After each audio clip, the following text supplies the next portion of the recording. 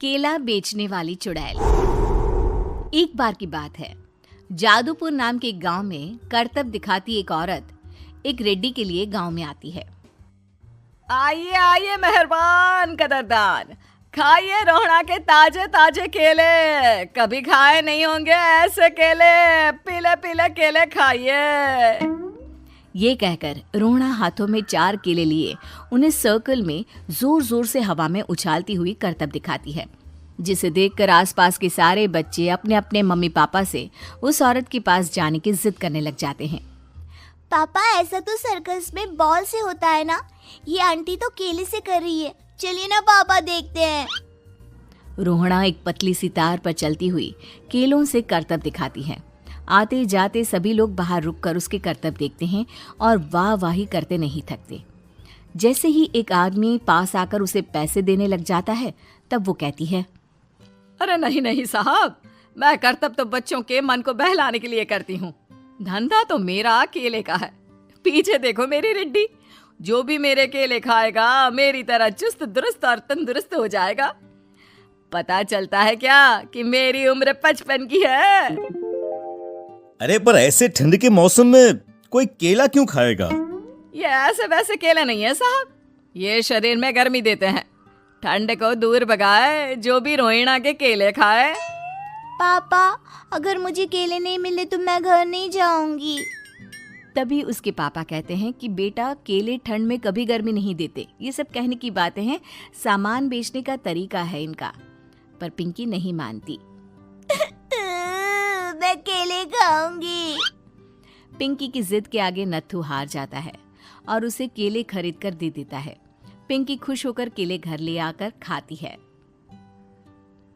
अब मैं भी करतब करूंगी, कितना मजा आएगा। जादुई केले। पिंकी पहला केला खत्म भी नहीं करती कि वो बेहोश हो जाती है।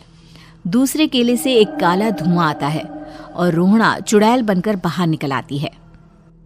मेरे भूतिया केले बच्चे न खाए, ऐसा हो ही नहीं सकता। जादूपुर वालों, कब तक बचोगे?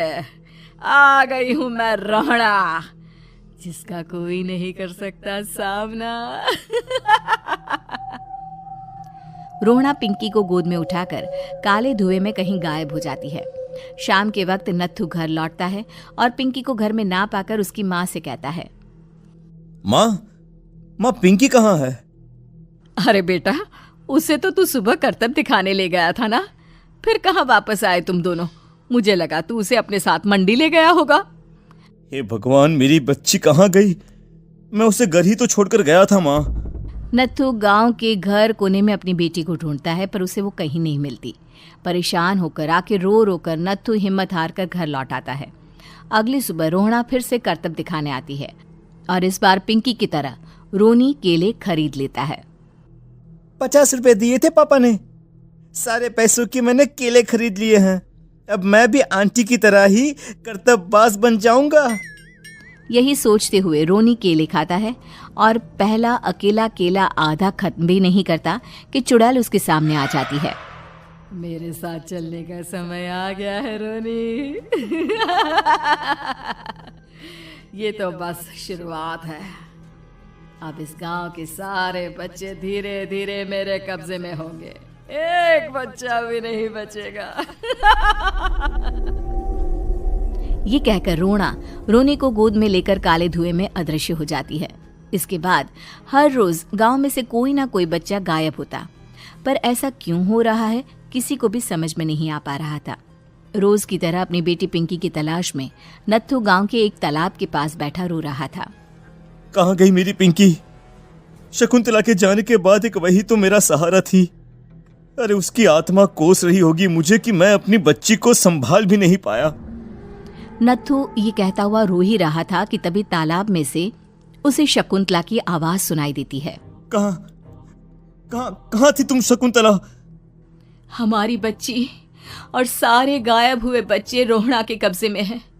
वो बच्चों को जो केले देती है उससे बच्चे बेहोश हो जाते हैं और उसके कब्जे में आ जाते हैं और वो उन्हें ले जाकर काली दुनिया में ले जाती है। पर वो ऐसा क्यों कर रही है? ये मैं नहीं जानती, पर उस दुनिया का रास्ता मैं आपको बता सकती हूँ। जहां ये नदी खत्म होती है वहां एक केले का पेड़ है, उसके नीचे एक दरवाजा है, वहीं से रास्ता जाता है उस दुनिया का। ये कहकर शकुंतला की आत्मा गायब हो जाती है। गांव के सभी लोग झुंड बनाकर उसी रास्ते से काली दुनिया में चले जाते हैं और वहां देखते हैं कि सारे बच्चे वहां काम कर रहे थे। पापा मुझे ले चलो यहाँ से। पापा पापा। सभी बच्चे अपने मम्मी पापा से लिपट जाते हैं। तो तुम लोग यहाँ तक आ गए? क्यों हमारे बच्चों को पकड़ लिया तूने? तुझे शिकार ही बनाना है तो ले, हम सब आ गए हैं, हमें खा ले। नहीं, मुझे बच्चे चाहिए। मेरे बच्चे के बदले तुम लोगों के बच्चे। क्या मतलब? मैं इसी गांव में रहने वाली एक औरत थी। केले की चोरी के इल्जाम में मेरे बेटे को गांव वालों ने इतना मारा कि वो मर गया। उसी दिन मैंने ठान लिया कि गांव वालों का भी वही हाल करूंगी। कुछ दिन बाद बेटे के चले जाने के दुख में मैं भी मर गई और मेरी भटकती आत्मा एक चुड़ैल बन गई। और फिर मैंने बदला लिया तुम सबके बच्चे छीनकर। बर्दाश्त नहीं कर पाए ना? सोचो मुझ पर क्या बीती होगी। हमें माफ कर दो रोना। पता नहीं ये किसकी गलती थी, पर हम सभी माफी मांगते हैं। हमारी खुशियां लौटा दो, तुम भी तो एक माँ हो। गांव वालों की बात सुनकर रोना का मन पिघल जाता है और वो बच्चों को छोड़ देती है। उसके बाद काली दुनिया बच्चों के लिए जादुई दुनिया बन जाती है।